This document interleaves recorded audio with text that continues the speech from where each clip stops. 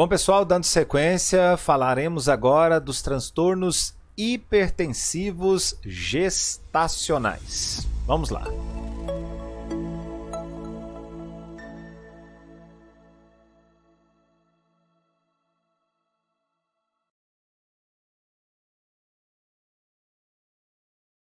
Começando então com algumas definições.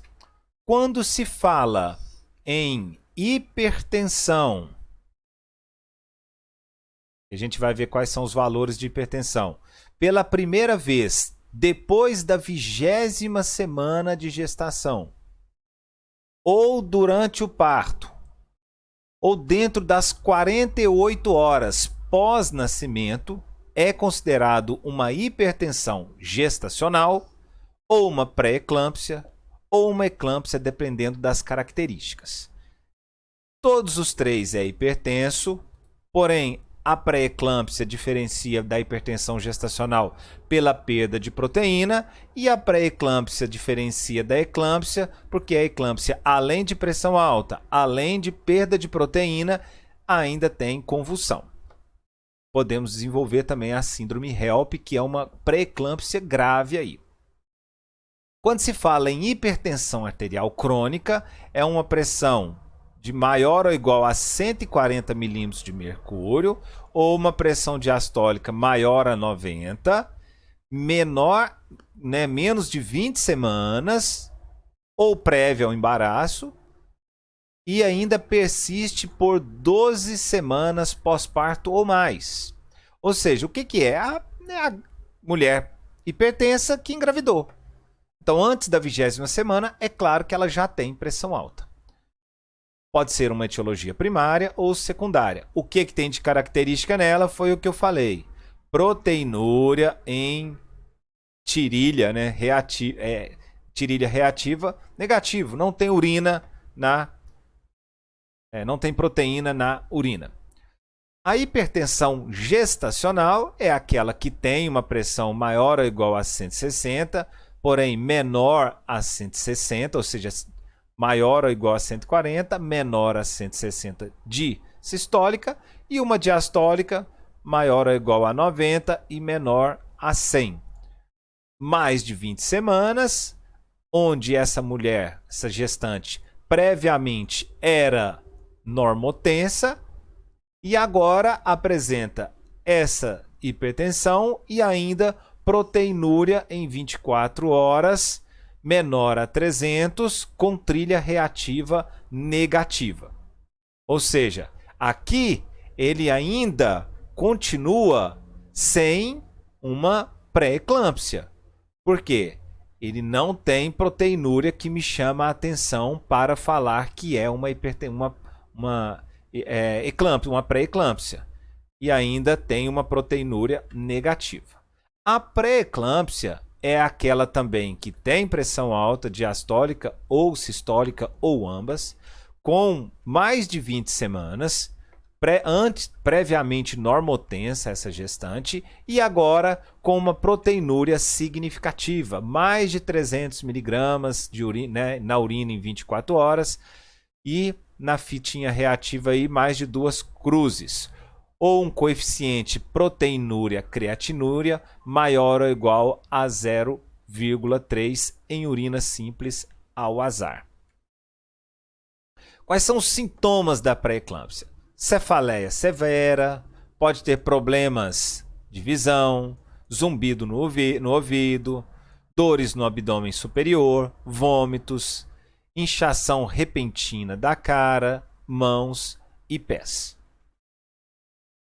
A síndrome HELP é uma variante de no caso de uma pré-eclâmpsia severa. Esse aqui tá com um passo aí para desenvolver uma eclâmpsia. Então, uma situação grave aonde a síndrome de HELP e suas iniciais mnemônicas aí, o H de hemólise, aonde um lactato maior a 600, o lactato é sinal de hemólise, de destruição celular, é uma enzima que a gente encontra dentro das células, elevação das enzimas hepáticas, o E e o L, o E e o L, aonde a gente vai encontrar tanto o AST quanto o ALT maior de 70. E o LP, que é o Long Plaquettes, ó, que é a diminuição das plaquetas menor a 100 mil, 100 mil milímetros cúbicos aí. Para falar que é uma síndrome HELP completa, os 3 critérios, incompleto, 1 ou 2 dos critérios aí acima. Quais são as indicações de gravidade durante a hipertensão? Uma pressão sistólica maior ou igual a 100. Uma pressão arterial diastólica, que eu estou sendo, tá pouco. Uma pressão arterial diastólica maior que 110, a sistólica maior ou igual a 160, uma proteinúria de 3 cruzes ou mais, tem sinais de cefaleia, problemas de visão, dores abdominais, presença de oligúria, convulsão, a creatinina está elevada, presença de trombocitopenia, o aumento marcado da TGO e da TGP, sinais de restrição de crescimento na ecografia e presença de edema pulmonar. Isso tudo são achados que podem estar presentes numa hipertensão, né, indicações de uma gravidade nos transtornos hipertensivos da gestação. A eclâmpsia, o que vai diferenciar ela é isso aqui: convulsões tônico-clônicas associadas com a pré-eclâmpsia. E nós temos, por fim, uma pessoa que era hipertensa crônica antes da gestação e que começou essa gestação antes das 20 semanas, era hipertensa, mas não tinha proteinúria, e passadas as 20 semanas continua hipertensa e agora tem proteinúria 2 ou mais cruzes. Dentro das possíveis etiologias que se fala de uma pré-eclâmpsia, de uma pressão, né, um aumento da pressão durante a gestação, é isso aqui, ó. Ocorre uma invasão trofoblástica anormal dos vasos uterinos, ou seja, a relação entre a placenta e o útero não está legal. Se o sangue não consegue passar por ali de forma tranquila, e que deve acontecer, existe uma resistência por parte dessa placenta à passagem do sangue. Se tem resistência, tem pressão alta. Então, aí tem outras situações, uma tolerância imunitária mal adaptada, ou seja, esta mãe não se adaptou à gestação imunologicamente falando. A questão, a mãe também não se adaptou aos câmbios cardiovasculares ou inflamatórios, ou essa predisposição genética já. Com relação à incidência e fatores de risco, a pré-eclâmpsia afeta, no entanto, mulheres jovens e nulíparas. Outro ponto importante: pacientes maiores têm o maior risco de hipertensão crônica com pré-eclâmpsia agregada. Ou seja, jovens são passíveis de desenvolver. Aqui foge aquela regra que é só problema de pessoas com maior idade. Porém, aquela que vai ficar grávida com idade avançada e é hipertensa pode desenvolver uma pré-eclâmpsia agregada. Obesidade, gestação com múltiplos fetos, claro, a idade maior a 35 anos e esse grupo, né, afro, estado unidiense aí, são alguns, né, fatores de risco aí. Beleza. Isso aqui já é um segmento. Todas as mulheres com alto risco para desenvolver pré-eclâmpsia, já tem história, idade avançada, a gestação anterior vem com uma história de pré-eclâmpsia, ou muito nova, é importante fazer uma profilaxia, um controle, na verdade, né, com o ácido acetil salicílico, 125 mg ou a 150 mg, toda noite, desde a 12ª semana de gestação até a 36ª. Por que não persistir mais com AINES? Para risco de ter, né, um comprometimento no ducto venoso aí também. Então isso aí é uma conduta. Mulheres com alto risco seriam aquelas mulheres com transtorno hipertensivo em um embaraço prévio, uma enfermidade renal crônica, Grávidas com doenças autoimunes, como lúpus, a síndrome antifosfolipídica, quando já tem uma diabetes agregada ou já é hipertensa crônica. Não utilizar os seguintes fármacos para prevenir transtornos hipertensivos durante a gestação. Não utilizar progesterona, não usar diuréticos e evitar heparina de baixo peso molecular. Alguns exames auxiliares aí, avaliar a mãe, né, laboratório, hematócrito, hemoglobina, plaqueta, grupo sanguíneo, na verdade, a função renal. O que a gente está fazendo aí? A proteinúria, as enzimas hepáticas, né, as transaminasas, TGO e TGP. Buscando uma possível HELP aí, uma possível complicação. E também, né, avaliar possíveis síndromes metabólicas. O tratamento em geral para a prevenção da eclâmpsia, sulfato de magnésio, e também para o tratamento da eclâmpsia. Se não tem eclâmpsia, não precisa ficar dando sulfato de magnésio. Só dependendo das recomendações de idade aí, que é outra coisa.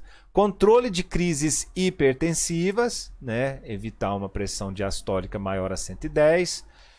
Os tocolíticos para prolongar aí o embaraço, dependendo da situação. E os corticoides, ou seja, nifedipina e os corticoides para facilitar, para proporcionar uma maior chance de sobrevida sem complicações, acelerando a ação aí do surfactante. A pré-eclâmpsia não severa com gestação menor a 37 semanas, o objetivo é alcançar as 37 semanas. Realizar o esquema de maduração pulmonar se está entre 24 e 34 semanas. Uma recomendação: não dar anticonvulsionantes nem antihipertensivo, a menos que o paciente esteja clinicamente indicado. Bom, a pré-eclâmpsia ainda não severa, porém agora com mais de 37 semanas, vamos interromper essa gestação. Sobre a terapia anticonvulsivante com o sulfato de magnésio, a dose de ataque, 4 gramas, e a dose de mantenimento, 4 gramas. O que vai diferenciar é o tempo. A dose de ataque em 5 minutos e a dose de mantenimento vai ser uma infusão endovenosa, 1 grama a cada hora aí. O antídoto do sulfato, o gluconato de cálcio. Com relação à medicação antihipertensiva para esta grávida que chega na porta de entrada de uma urgência aí, é o labetalol. E existem algumas recomendações aí. Se a pressão sistólica está maior a 160, a diastólica está maior a 110, aí vamos utilizar aí, administrar via endovenosa em um período de 5 a 10 minutos. Está contraindicado o labetalol em pessoas com falha cardíaca descompensada, choque hipovolêmico e predisposição a broncoespasmo, porque esse labetalol vai diminuir a pressão. Se essa pessoa já está com uma falha cardíaca e gera uma diminuição dessa pressão, o coração vai entrar em falha ainda mais. Uma opção aí nesse caso, a nifedipina. O tempo ótimo para o nascimento, logo depois de uma convulsão, é interessante que o nascimento deve ocorrer dentro das 12 horas de início das convulsões. O tempo ótimo para a gestação entre 24 e 34 semanas, em mulheres com pré-eclâmpsia severa e com feto viável menor a 34 semanas, se recomenda um manejo expectante. Vamos observar essa mãe. Se a condição dessa mãe começa a piorar, gente, vamos priorizar a mãe, né?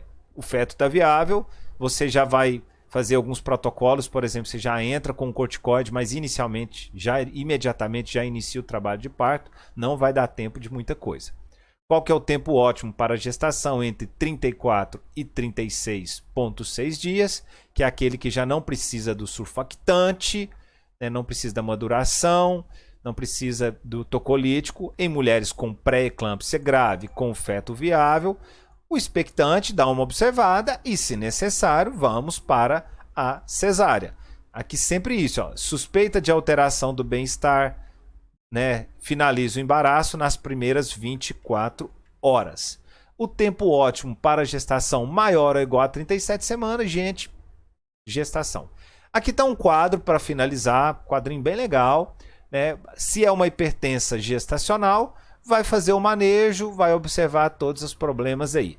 Se é uma pré-eclâmpsia não severa, menor a 37 semanas, tá tudo ok, vamos acompanhar essa pessoa e, se possível, se necessário, vamos iniciar né, o parto dessa gestante aí. Se é mais de 37 semanas, já interromper o embaraço, ok? Se é uma pré-eclâmpsia severa ou uma eclâmpsia, você tem aí, ó, manejo similar, exceto que tem que ocorrer 12 horas depois de uma convulsão. É aquilo que a gente falou. Teve uma convulsão, tem que nascer em 12 horas.